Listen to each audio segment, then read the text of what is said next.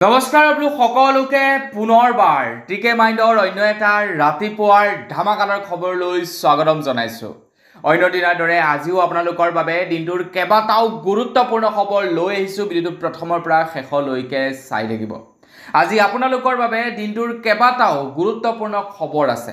তো ভিডিঅ'টো প্ৰথমৰ পৰা শেষলৈকে চাব আৰু খবৰকেইটা চাই যদি অকণমান ভাল লাগে লাইক এটা কৰিবলৈ কিন্তু নাপাহৰিব। আগৈছোঁ আজিৰ প্ৰথম খবৰটোৰ ফালে। প্ৰথম খবৰটোৱে ওলাইছে এজন ডেলিভাৰী বয়ে ডেলিভাৰী দিবলৈ আহোঁতে এজন মুছলমান যুৱকে এজন খিলঞ্জীয়া যুৱকক ধৰি মাৰধৰ কৰিলে। অৱশেষত সেই মুছলমান যুৱকজনক কাণত ধৰাই আঁঠু কৰালে। তেখেতে যিটো কাম কৰিলে সেই কামটোক ওচৰে পাজৰে থকা মুছলমান লোকসকলেও কিন্তু ছাপোৰ্ট কৰা নাছিলে। কিন্তু এনেকুৱা কিছুমান বৰ্তমান সময়ত আমাৰ অসমত মুছলমান মানুহ আছে যিবিলাক মুছলমান মানুহে নেকি কিছুমান এনেকুৱা কাম কৰে যিবিলাকৰ কাৰণে গোটেই মুছলমান জাতিটো বদনাম হ'ব লগা হয়। আগৈছে ইয়াৰ পাছৰটো খবৰ ফালে। ইয়াৰ পাছৰ খবৰটো ওলাই পৰিছে নেপালৰ পৰা। তো নেপালত দুৰ্নীতিমূলক চৰকাৰৰ বিৰুদ্ধে প্ৰতিবাদ সাব্যস্ত কৰিছিলে নেপালৰ জনসাধাৰণে। নেপালৰ জনসাধাৰণ ৰাজপথত ওলাই আহিছিলে দুৰ্নীতিমূলক চৰকাৰৰ বিৰুদ্ধে প্ৰতিবাদ সাব্যস্ত কৰিবৰ কাৰণে। আৰু সেই প্ৰতিবাদ ইমানেই গভীৰ হৈ পৰিলে যেনেকৈ নেকি কাৰ সময়ত আমাৰ অসমত ইণ্টাৰনেট সম্পূৰ্ণৰূপে কৰ্তন কৰি ৰাখিছিলে ঠিক তেনেকৈ নেপালত ছ'চিয়েল মিডিয়া সম্পূৰ্ণৰূপে বেন কৰি দিছিলে, যাতে নেপালৰ সেই কাজিয়া বা নেপালৰ সেই গণ আন্দোলন যাতে ডাঙৰ নহয়। তো তাৰ কাৰণে চৰকাৰে সম্পূৰ্ণৰূপে ছ'চিয়েল মিডিয়া বেন কৰি দিছিলে। কিন্তু ছ'চিয়েল মিডিয়া বেন কৰিলে কি হ'ব? ছ'চিয়েল মিডিয়াৰ বেন কৰাৰ যি সিদ্ধান্ত লৈছিলে সেই সিদ্ধান্ত লোৱাৰ পাছতেই আৰু উগ্ৰ হৈ পৰিলে নেপালৰ জনসাধাৰণ। আৰু নেপালৰ জনসাধাৰণে প্ৰত্যেকজন পলিটিচিয়ানক ইমানেই বেয়াকৈ মাৰ ধৰ কৰিছে। কেইজনমানকতো লেংটা কৰি মাৰিছে, কেইজনমানেতো পলাই পত্তং দিছে। তাৰে যিজন প্ৰধানমন্ত্ৰী আছিলে তেখেত বৰ্তমান সময়ত পলাতক অৱস্থাত আছে। প্ৰধানমন্ত্ৰীৰ ঘৰ জ্বলাই দিছে, ৰাষ্ট্ৰপতিৰ ঘৰ জ্বলাই দিছে। পলিটিচিয়ানসকলক বৰ বেয়া অৱস্থা কৰিছে নেপালত। তো সেইকাৰণে কয় যেতিয়া নেকি কোনো প্ৰজাৰ খং উঠে তেতিয়া কিন্তু নিস্তাৰ নাই। শুই থকা বোলে সিংহক কেতিয়াও জগাব নালাগে, যদি এবাৰ জগি যায় তেনেহ'লে ৰক্ষা নাই। ঠিক তেনেকুৱা ধৰণৰ ঘটনা হ'ল এতিয়া নেপালত। তো সেই সময়তে খবৰ ওলাই পৰিছে নেপালৰ প্ৰাক্তন প্ৰধানমন্ত্ৰী ঝলনাথ খনালৰ পত্নী ৰাজ্যলক্ষ্মী চিত্তকৰ মৃত্যু হৈছে বুলি খবৰ ওলাই পৰিছে। জীৱন্তে অগ্নিদগ্ধ হৈ ঝলনাথ খনালৰ পত্নীৰ মৃত্যু হয়। প্ৰতিবাদকাৰীয়ে জ্বলাই দিছিল তেখেতৰ ঘৰ, য'ত নেকি তেখেতৰ পত্নীৰ মৃত্যু হয় বুলি খবৰ ওলাইছে। তেখেতৰ ঘৰ জ্বলাই দিছিলে প্ৰাক্তন প্ৰধানমন্ত্ৰীৰ, আৰু সেই ঘৰটোৰ ভিতৰতে তেখেতৰ পত্নী আছিলে, প্ৰাক্তন প্ৰধানমন্ত্ৰীৰ পত্নী আছিলে। তেখেত জীৱন্তে অগ্নিদগ্ধ হৈ মৃত্যু সাৱটি ল'লে। আগবাইছোঁ ইয়াৰ পাছৰটো খবৰ ফালে। যোৱাকালি আছিলে 10 তাৰিখ, অৰ্থাৎ যোৱাকালি আছিলে 10 ছেপ্টেম্বৰ। অসমৰ মুখ্যমন্ত্ৰী ডক্টৰ হিমন্ত বিশ্ব শৰ্মাদেৱে গৌৰৱ গগৈ ডাঙৰীয়াৰ ওপৰত SITৰ তথ্য প্ৰকাশ কৰিব বুলি জনাইছিলে। গৌৰৱ গগৈৰ সৈতে যে পাকিস্তানৰ লিংক আছে সেয়া তথ্য ফাদিল কৰিব বুলি জনাইছিলে। আৰু তেখেতে বহু দিনৰে পৰা সেই সম্পৰ্কে উচ্চাৰণ কৰি আহিছিলে, সেই সম্পৰ্কে বহু দিনৰে পৰা উল্লেখ কৰি আহিছিলে। তাৰ পাছতেই সকলোৱে বাট চাই আছিলে যোৱাকালিৰ দিনটোৰ বাবে যে অসমৰ মুখ্যমন্ত্ৰী ডক্টৰ হিমন্ত বিশ্ব শৰ্মাদেৱে এখন চিনেমা দেখুৱাব আৰু আমি প্ৰত্যেকেই চাম আৰু প্ৰত্যেকেই মনোৰঞ্জন লাভ কৰিম, বা অসমৰ মুখ্যমন্ত্ৰীয়ে গৌৰৱ গগৈৰ ওপৰত সকলোবিলাক তথ্য ফাদিল কৰিব আৰু সেই তথ্যসমূহ চাই আমি গৌৰৱ গগৈক অসমৰ পৰা খেদাম। এই সম্পৰ্কে হয়তো বহুতেই বাট চাই আছিলে। কিন্তু অসমৰ মুখ্যমন্ত্ৰী ডক্টৰ হিমন্ত বিশ্ব শৰ্মাদেৱে যোৱাকালি অকণমান পাল্টা মাৰি দিলে। তেখেতে কৈছে যে তেখেতৰ হাতত SITৰ তথ্যসমূহ বৰ্তমান আহি পৰিছে। প্ৰথমে তেখেতে SITৰ তথ্যসমূহ পৰ্যবেক্ষণ কৰিব, পঢ়িব, আৰু তাৰ পাছত তেখেতে সেই সম্পৰ্কে অৱগত কৰিব বুলি জনাইছে সদনত। সেই সম্পৰ্কে সদনত অৱগত কৰিব, কেবিনেটৰ ওচৰত সেই সম্পৰ্কে অৱগত কৰিব। আপোনালোকক জানিবলৈ নিদিয়ে যে তেখেতে প্ৰকৃততে গৈছিলে নে নাই যোৱা। যদি তেখেত প্ৰকৃততে গৈছিলে, কিবা লিংক আছে, তেন্তে তেখেতৰ ওপৰত ব্যৱস্থা ল'ব। এতিয়া সেয়া চৰকাৰৰ পক্ষই ব্যৱস্থা ল'ব বুলি জনাইছে। হয়তো সেয়া হয়তো গোপনেও ব্যৱস্থা ল'ব পাৰে, আমি আপুনি আৰু মই গম নোপোৱাকৈ। এতিয়া কি হয় গৌৰৱ গগৈ ডাঙৰীয়াৰ ওপৰত সেই ফিল্মখনৰ অনাগত সময়ত গম পাম। গৌৰৱ গগৈটো কৈছে যে সেই ফিল্মখন ফ্লপ হ'ল বুলি। আইবাইছি ইয়াৰ পাছৰটো খবৰৰ ফালে। ইয়াৰ পাছৰ খবৰটো ওলাই পৰিছে নুমলীগড়ৰ পৰা। খবৰ ওলাই পৰিছে নুমলীগড়ত এতিয়া আমাৰ অসমৰ পৰৱৰ্তী পদক্ষেপ হ'ব এটা হাইড্ৰজেন প্ৰকল্প স্থাপন কৰা। হাইড্ৰজেন প্ৰকল্প স্থাপন কৰিব নুমলীগড়ত। আৰু আমাৰ ভাৰতবৰ্ষত বৰ্তমান সময়ত কেৱল এটাই হাইড্ৰজেন প্লান্ট আছে, আৰু এইটো আমাৰ অসমৰটো হ'ব দ্বিতীয়টো হাইড্ৰজেন প্লান্ট। তো আমাৰ অসম চৰকাৰ তথা অসমৰ মুখ্যমন্ত্ৰী ডক্টৰ হিমন্ত বিশ্ব শৰ্মা দেৱক বহুত বেছি ধন্যবাদ দিছোঁ। যদি সেই হাইড্ৰজেন প্লান্টটোত অসমৰ ল'ৰা ছোৱালীবিলাকে নিযুক্তি পায় ন, তো তেতিয়াতো আৰু বহুত বেছি ভাল লাগিব। আগবাইছে ইয়াৰ পাছৰটো খবৰ ফালে। আমাৰ অসমলৈ প্ৰত্যেক দিনেই বাংলাদেশৰ পৰা বহু ব্যক্তি আহিবলৈ যত্ন কৰে। কোনোবা আহি পাৰ হৈ গুচি আহে, মানে কাটাতাৰ পাৰ হৈ গুচি আহে। কোনোবা আকৌ ধৰা পৰে। কোনোবাক আকৌ পুনৰ পুছবেক কৰে অসম চৰকাৰে। অসমৰ মুখ্যমন্ত্ৰী ডক্টৰ হিমন্ত বিশ্ব শৰ্মাদেৱে জনাইছে যে এতিয়ালৈকে তেখেতৰ কাৰ্যকালত প্ৰায় 30,000 বাংলাদেশীক পুছবেক কৰিছে। গতিকে ভাবক ডেইলি কিমান বাংলাদেশী আমাৰ অসমলৈ আহিবলৈ চেষ্টা কৰে, আৰু কিমান চাগে তেনেকৈ পাৰ হৈ গৈছে তাৰ কোনো ঠিক নাই। 30,000 বাংলাদেশীক পুছবেক কৰিছে। গতিকে কিমান চাগে তেনেকৈ হাৰি গৈছে সেই সম্পৰ্কেতো তথ্য নাই, হয়নে নহয়? বাৰু যি কি নহওক, এতিয়া অসম চৰকাৰে যিসকল বাংলাদেশীয়ে কাটাতাৰ পাৰ হৈ আহি অসমত আহি সোমাবলৈ চেষ্টা কৰে, তেওঁলোকৰ বাবে নতুনকৈ এটা ব্যৱস্থা হাতত লৈছে।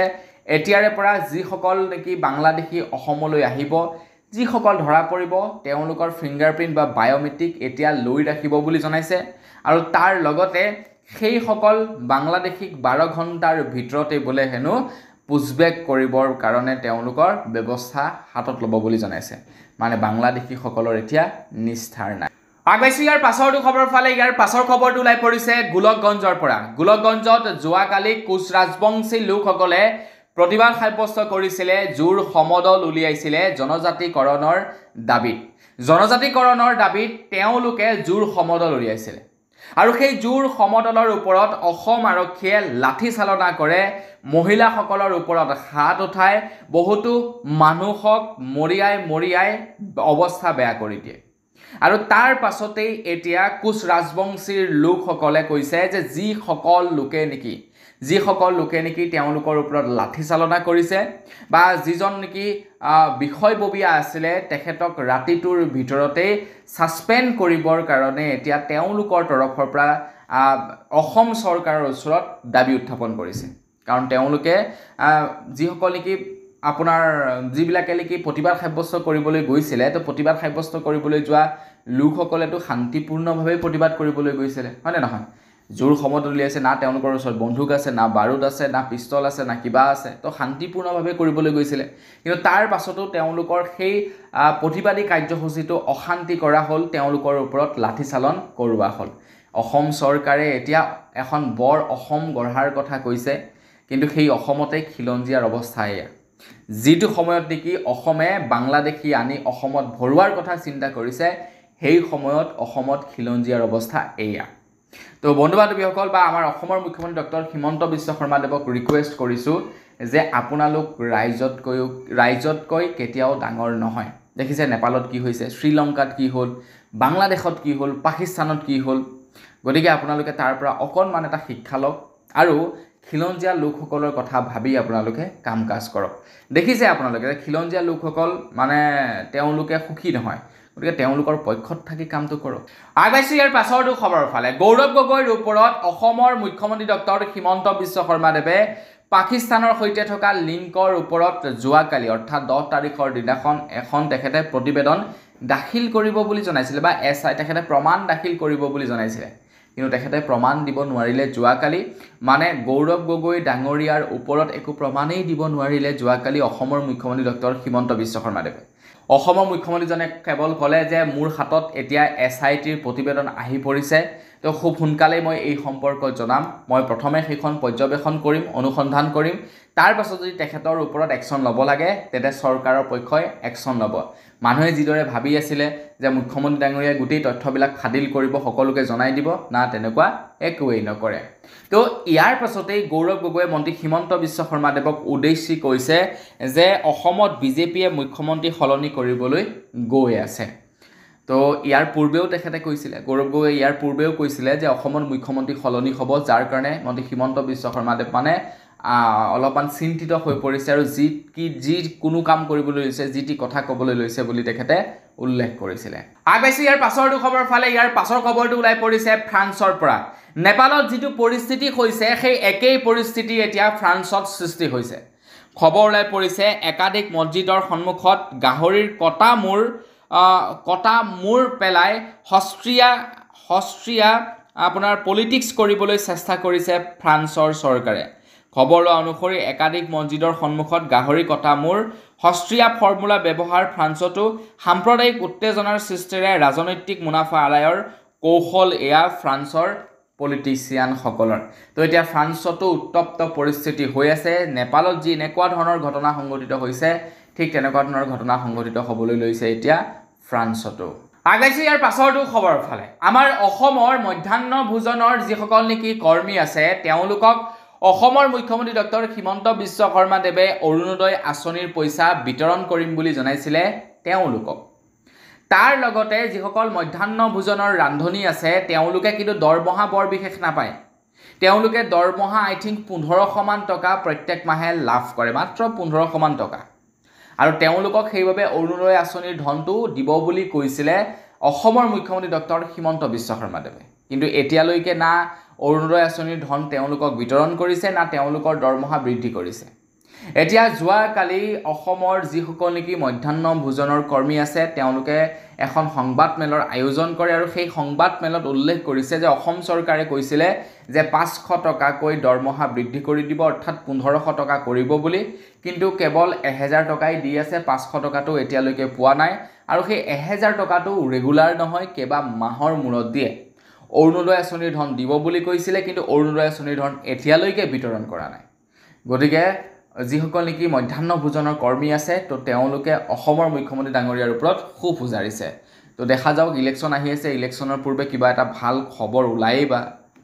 আগবাইছে ইয়াৰ পাছৰটো খবৰ ফালে। ইয়াৰ পাছৰ খবৰটো ওলাই পৰিছে নেপালৰ পৰা। কৈছোৱে আপোনালোকক নেপালত বৰ্তমান সময়ত কেনে পৰিস্থিতিৰ সৃষ্টি হৈছে। এতিয়া সেই সময়ত নেপালৰ অৰ্থনীতি টোটেলি মানে ঠপ হৈ পৰিছে। না তাতে এতিয়া বেপাৰ বাণিজ্য চলিছে, না ট্ৰান্সপৰ্টেশ্যন চলিছে, না নেপাললৈ মানুহ গৈছে, না নেপালৰ অফিচ কাছাৰীবিলাক খুলিছে।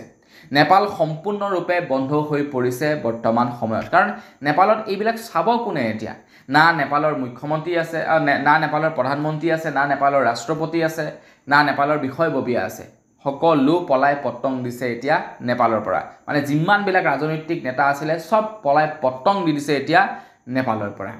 এতিয়া নেপালৰ পৰা খবৰ ওলাই পৰিছে যে নেপালত এতিয়া একাংশ লোকে শ্বপিং মলৰ ভিতৰত সোমাই গৈছে, দামী দামী বস্তু উঠাই আনিছে, ডাঙৰ ডাঙৰ ঘৰ জ্বলাই দিছে, প্ৰধানমন্ত্ৰীৰ আৱাসগৃহ জ্বলাই দিছে, মুখ্যমন্ত্ৰীৰ আৱাসগৃহ জ্বলাই দিছে, ৰাষ্ট্ৰপতিৰ আৱাসগৃহ জ্বলাই দিছে, অৰ্থনৈতিক মন্ত্ৰী মানে বিত্তীয় মন্ত্ৰীক আকৌ আপোনাৰ ওপৰৰ পৰা পেলাই দিছে, কাপোৰ কানি খুলি লেংটা কৰি পেলাইছে।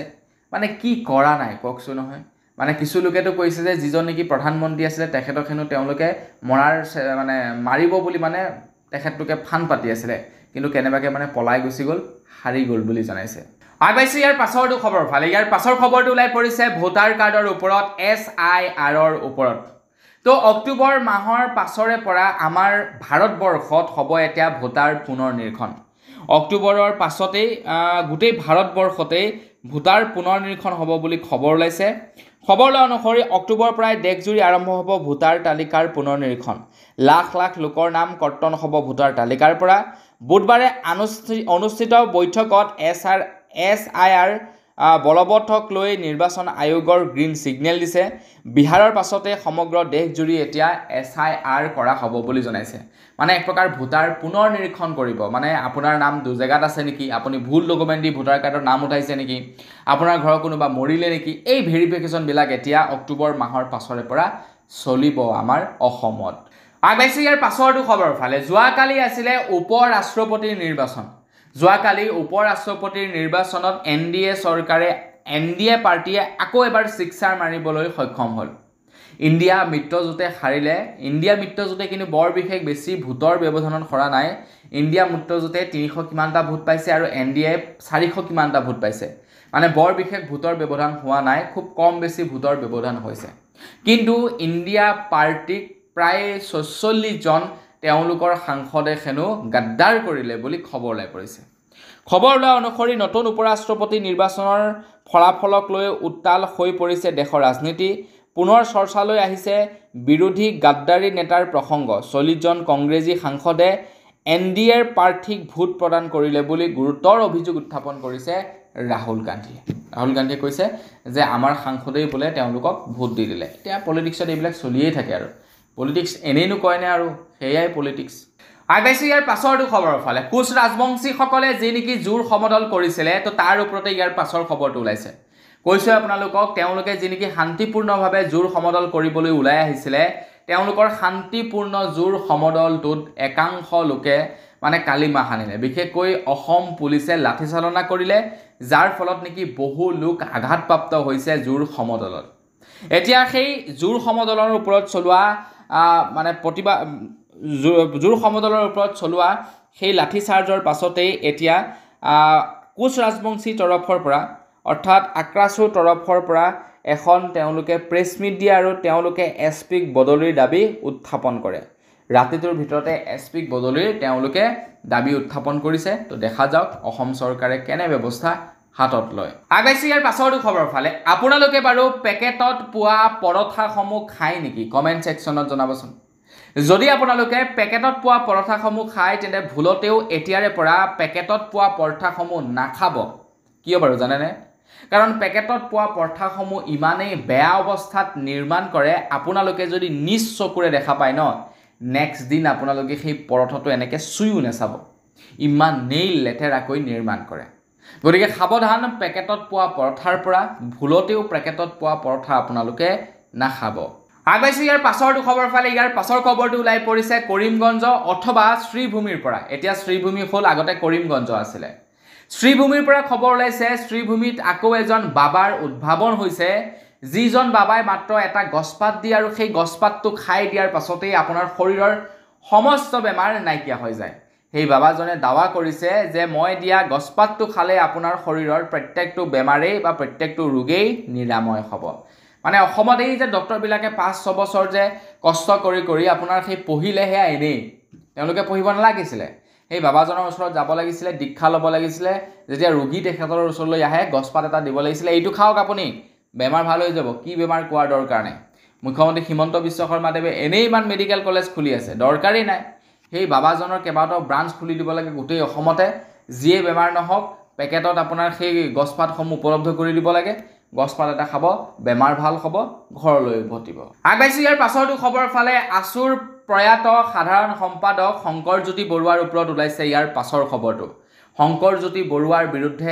এটা অভিযোগ উত্থাপিত হৈছিলে এগৰাকী ছোৱালীক প্ৰতাৰণা কৰাৰ এগৰাকী ছোৱালীক শাৰীৰিক আৰু মানসিকভাৱে প্ৰতাৰণা কৰাৰ অভিযোগ উত্থাপিত হৈছিলে তাৰ পাছতে তেখেতে কেইবাদিনো জেলত থাকিব লগা হৈছিলে এটা খবৰ ওলাই পৰিছে তেখেতৰ ওপৰত থকা যি নেকি অভিযোগ সেয়া এতিয়া মানে তেখেতে জামিন মঞ্জুৰ লাভ কৰিলে বুলি খবৰ ওলাই পৰিছে মানে তেখেতো এনেও জামিন পাইছিলেই তেখেতে পূৰ্ণাংগ জামিন এতিয়া লাভ কৰিলে শংকৰজ্যোতি বৰুৱাই আমাৰ তৰফৰ পৰা শংকৰজ্যোতি বৰুৱালৈ বহুত বেছি শুভেচ্ছা জনালোঁ আগবাইছে একেবাৰে শেষৰটো খবৰ ফালে একেবাৰে শেষৰ খবৰটো ওলাই পৰিছে নেপালৰ পৰা তো নেপালত এতিয়া সব পলাইটো পতং দিলেই প্ৰধানমন্ত্ৰী পলালে ৰাষ্ট্ৰপতি পলালে মুখ্যমন্ত্ৰী পলালে নেপালত এতিয়া আছে কোনোৱেই নাই নেপালত সব পলাই পতং দিলে সব পলিটিচিয়ান পলালে এটা নেপালখনক চলাবৰ কাৰণেতো কাৰোবাৰ দৰকাৰ হ'ব ন যাৰ বাবে নেকি এতিয়া নেপালত অন্তৰ্বৰ্তীকালীন চৰকাৰ গঠন কৰা হৈছে প্ৰাক্তন মুখ্য ন্যায়াধীশ সুশীলা কাৰ্কিক মুখ্য উপদেষ্টাৰ দায়িত্ব অৰ্পণ কৰা হৈছে মানে